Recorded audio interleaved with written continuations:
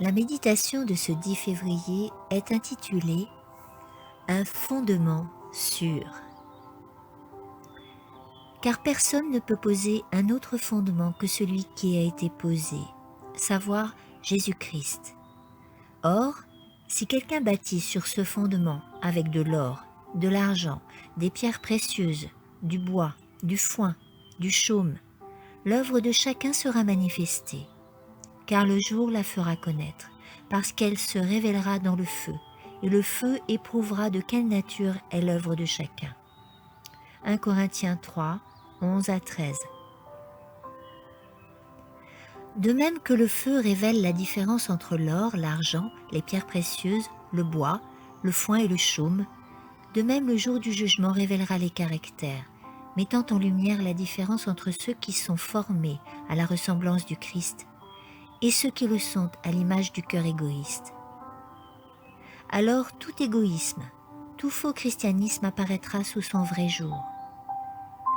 Le matériau de pacotille sera consumé, tandis que l'or de la foi véritable, simple et humble, ne perdra jamais sa valeur.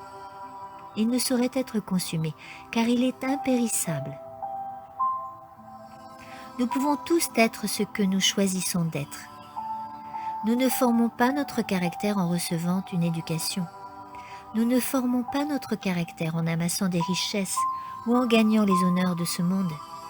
Nous ne formons pas notre caractère lorsque d'autres mènent pour nous le combat de la vie. La formation du caractère nécessite un engagement, du travail et des luttes. Il faut pour cela avoir un objectif, de la volonté et de la détermination.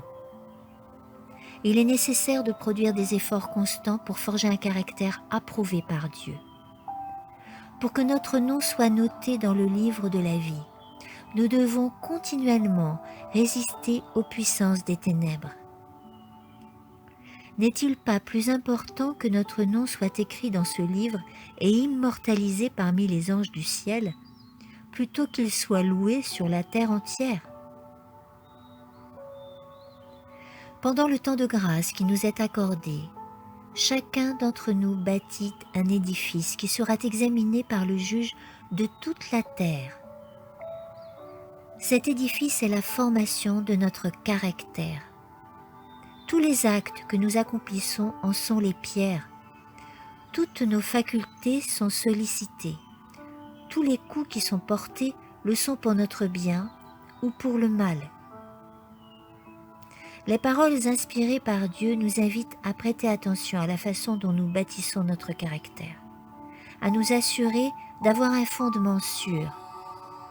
Si nous bâtissons sur le roc solide, pur, noble et droit de nos actions, notre édifice sera magnifique et harmonieux, un temple dans lequel le Saint-Esprit pourra demeurer.